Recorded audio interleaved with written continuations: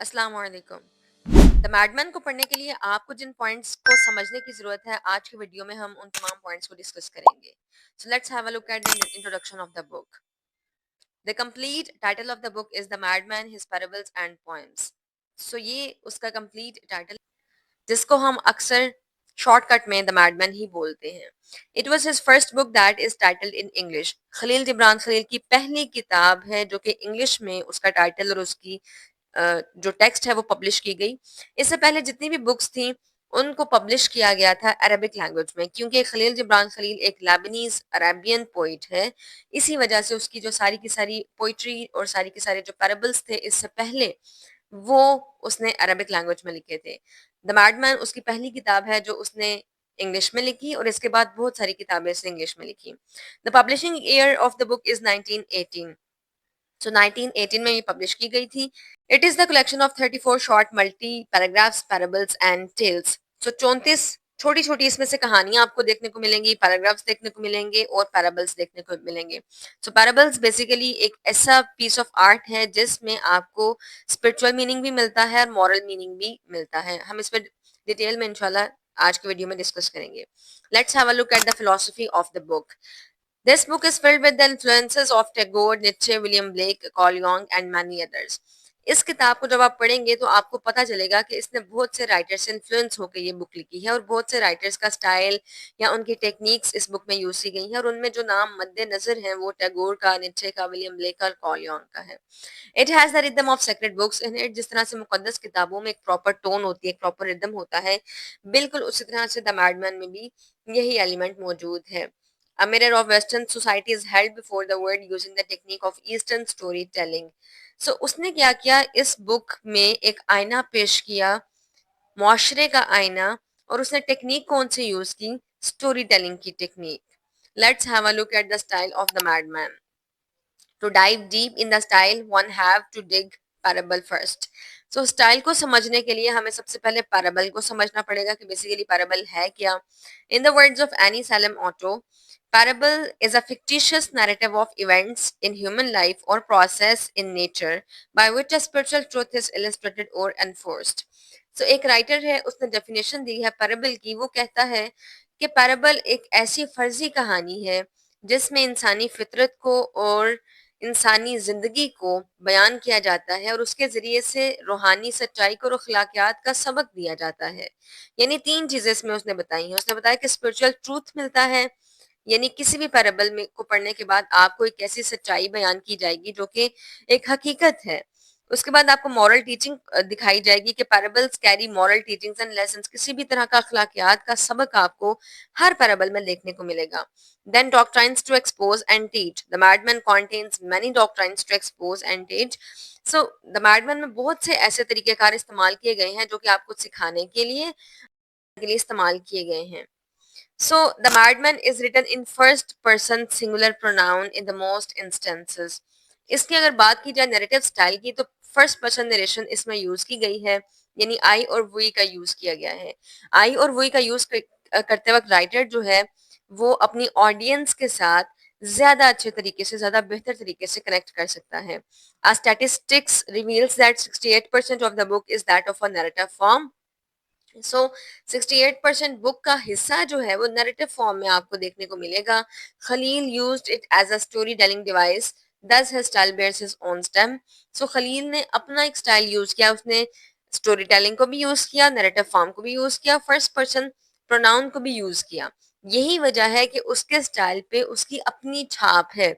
हाँ, वो बाकी सारे राइटर से इन्फ्लुएंस जरूर है, लेकिन उसके स्टाइल में उसकी ओरिजिनलिटी भी पाई जाती है। Use of animal imagery. An important feature of Gibran's style is the use of animal imagery conversing in human language.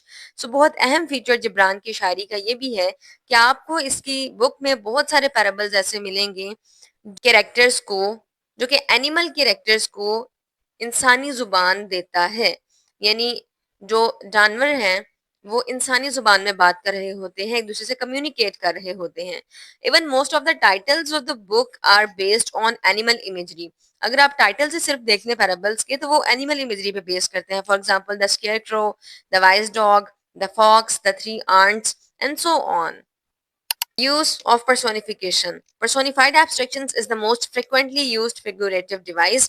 Personified abstraction इसने बहुत ज़्यादा यूज़ की है, यानी इसका मतलब है कि इंसानी खसूसियात को गैर इंसानी एलिमेंट्स को दे देना, यानी सूरज जो है वो बात कर रहा है, चांद जो है वो मूव कर रहा है, इंसान की तरह चल रहा है, और इंसान के अंदर की जो एलिमेंट्स हैं वो उसने निकाल के बाहर रख दिए और वो भी आपके सामने चल फिर रहे हैं, वो बात कर रहे हैं। मसलन आपकी गुडनेस, आपकी इवल, ये सारी एलिमेंट्स को उसने जो है वो पर्सोनिफाई कर दिया।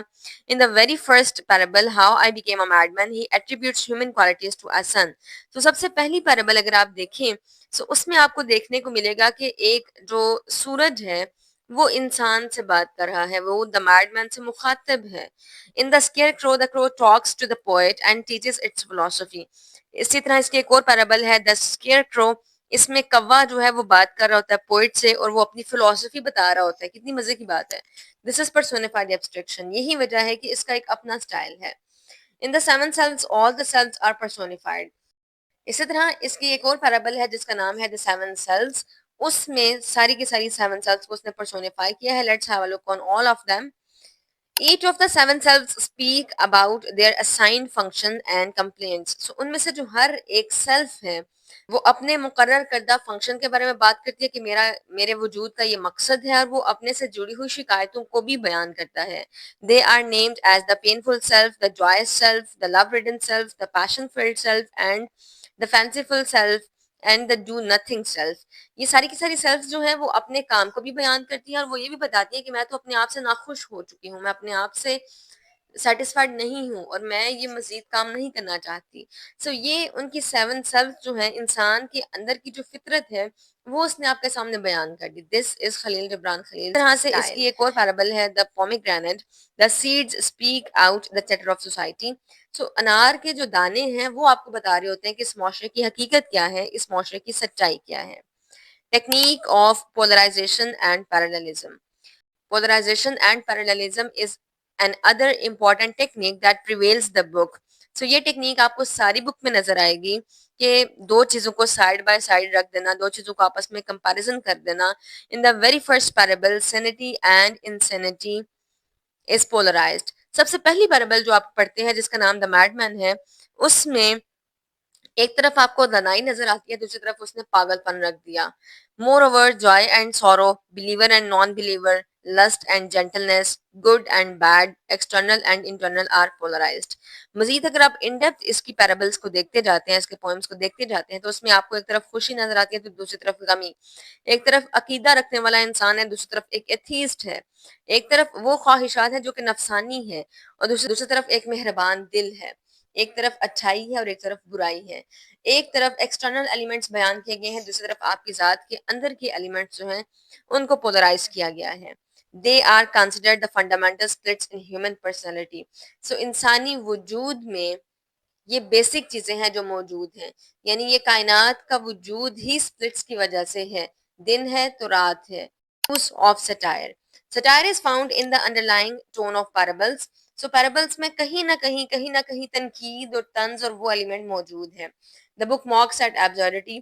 ये बुक मजाक उड़ाती है एब्सर्डिटी का कि बगैर किसी मकसद के किसी चीज को फॉलो कर लेना। इसकी मिसाल देखते हैं। It is at forefront in the blessed city where one of the biblical commandments are fulfilled in pointless and preventative way. सो एक इसकी पैराबल है द ब्लेसेड सिटी। उसमें बाइबल ने एक कमांड दी और उस कमांड को सारे के सारे लोग अंधाधुंध फॉलो कर रहे हैं। The people of this parable have but one I and one hand. तो इसमें इस पैराबल में जितने भी लोग मौजूद हैं उन सबका एक हाथ है, उन सबकी एक आंख है। उनके नजदीक पैराबल में कोई ऐसा हुक्म था कि इंसान की एक आंख होनी चाहिए और एक हाथ होना चाहिए। सो उन लोगों ने तमाम इंसानों का एक हाथ और एक आंख काट दी है। ये सटायर की बहुत बड़ी एग्जाम्पल है कि वो लो, लोगों को सटायर करता है उस चीज पे कि जिस चीज को वो ब्लाइंडली फॉलो करते हैं। Influence of Persian poets and philosophers. जैसे कि मैंने आपको वीडियो के शुरू में बताया कि खलील जिब्रान खलील एक अरबिक पोइट है और इसका ताल्लुक पर्शियन बैकग्राउंड से भी है और वो एक लेबनीज पोइट भी है। सो पर्शियन पोइट्स का सारा जो इन्फ्लुएंस है वो आपको नजर आएगा इसकी parables में। Gibran has laid bare the reality of all the philosophies in the greater sea the greater sea ایک اس کی پیرابل ہے، اس میں اس نے فلسفے کو بیان کیا اور فلسفے کی سچائی کو بیان کر دیا. He does not find even a single pure soul, a person to whom he may disclose his secret. وہ کسی ایسے ایک بھی شخص اس کو ایسا نہیں ملتا جس کے ساتھ وہ اپنے دل کی بات کر سکے. جبران's style is inspired by 13th century Persian poet and philosopher رومی. 13ویں صدی کے فارسی شاعر اور فارسی فلسفہ نگار مولانا رومی رحمۃ اللہ علیہ، ان سے اس کی شاعری بہت زیادہ انسپائر ہے. The symbols, the metaphors, the similes, the personification, hyperboles have given Gibran's writing a Freudian quality that speaks to the subconscious state of human psyche. So, fried کا انفلوئنس بہت زیادہ آپ کو جبران پہ نظر آئے گا. یعنی جب وہ سمبلس کی بات کرتا ہے، سمبلس کو کمپلیکس بنا دیتا ہے. فرائڈ کا یہی کام ہے. وہ میٹافرز کو یوز کرتا ہے، وہ تشبیہات کو، استعارات کو، پرسونیفیکیشنز کو اور ایسی ٹیکنیکس کو یوز کرے جس کے ذریعے سے آپ انسانی وجود کے اندر کی تلخ حقیقتوں کو اپنے سامنے پاتے ہیں. یہ سارے ایلیمنٹس آپ کو بتاتے ہیں کہ خلیل جبران خلیل کافی حد تک فرائڈ سے بھی متاثر ہے. His style suits to his purpose. So جس طرح کا اسٹائل بھی وہ یوز کرتا ہے یہ اس کے مقصد کو سوٹ کرتا ہے. یعنی اس نے اپنے مقصد کو ایکسپلین کرنے کے لیے، اپنے مقصد کو پورا کرنے کے لیے جس اسٹائل کو اپنایا ہے وہ بہت بہترین ہے. Stream of consciousness. Stream of consciousness is the main vein of the book. آپ کو ساری کی ساری بک میں اسٹریم آف کانشیسنیس دیکھنے کو ملے گی. Mother and daughter speak their mind and heart when they are in state of sleep. ماں اور بیٹی جب سو رہے ہیں تب وہ اپنے دل کی بات کر رہے ہوتے ہیں کہ ان کے دلوں میں کیا ہے، ان کے دلوں میں کس طرح سے بغض ہے ایک دوسرے کے لیے، منافقت ہے ایک دوسرے کے لیے. They speak ill about each other or out of hatred, jealousy and hypocrisy in the sleepwalkers. The sleepwalkers ایک پیرابل ہے اسی بک میں، اور اس میں بتایا گیا ہے کہ ایک دوسرے سے بغض کی وجہ سے، حسد کی وجہ سے، نفرت کی وجہ سے وہ ایک دوسرے کے بارے میں برا سوچتی ہیں. اور جب وہ سو رہی ہوتی ہیں تو اس ٹائم پہ ان کا مائنڈ جو ہے وہ کام کر رہا ہوتا ہے. اور یہی اسٹریم آف کانشیسنیس ہے کہ ان کے ان سائڈ کیا چل رہا ہے، ان کے مائنڈ کے ان ڈیپتھ کیا چل رہا ہے، ان کانشیس میں، سب کانشیس میں کیا چل رہا ہے. Read the book. Khalil Gibran's The Madman is the collection of meaningful parables that combine philosophy with simple storytelling. Khalil Gibran خلیل کی یہ جو بک ہے The Madman، اس میں کلیکشن ہے پیرابلس کی، اور اس سارے پیرابلس میں اس نے جو ٹیکنیک یوز کی ہے وہ اسٹوری ٹیلنگ کی یوز کی ہے، فرسٹ پرسن پروناؤن کی یوز کی ہے موسٹ آف دا ٹائم، اور اس نے فلسفے کو بیان کیا through symbols, personification, satire and other literary techniques. Gibran explores human nature and society. So basic مقصد کیا تھا ان ساری ٹیکنیکس کو یوز کرنے کا کہ وہ انسانی خیالات کو، جذبات کو اور انسانی معاشرے کو اس کی حقیقت بیان کر سکے. His unique style makes the book thoughtful, timeless and inspiring. So اس کی جو کتاب ہے، اس کا جو اسٹائل ہے بہت فکر انگیز ہے اور ٹائم لیس ہے. یعنی کسی بھی زمانے میں آپ اس کو اگر 10 سال بعد بھی پڑھیں گے تو اس کا تھیم وہی ہوگا، وہ آپ سے ریلیٹ کرے گی. کیوں؟ کیونکہ 10 سال بعد بھی ہماری بکس کا تھیم ہیومن نیچر ہی رہے گا. سو یہ جو بک ہے یہ ٹائم لیس بک ہے. اس کا نیکسٹ پارٹ دیکھنے کے لیے، اس کی ساری پیرابلس کی ایکسپلینیشن دیکھنے کے لیے آپ کو لٹ یور ویٹ فالو کرنا ہوگا. انشاءاللہ ملتے ہیں نیکسٹ ویڈیو میں. Thank you.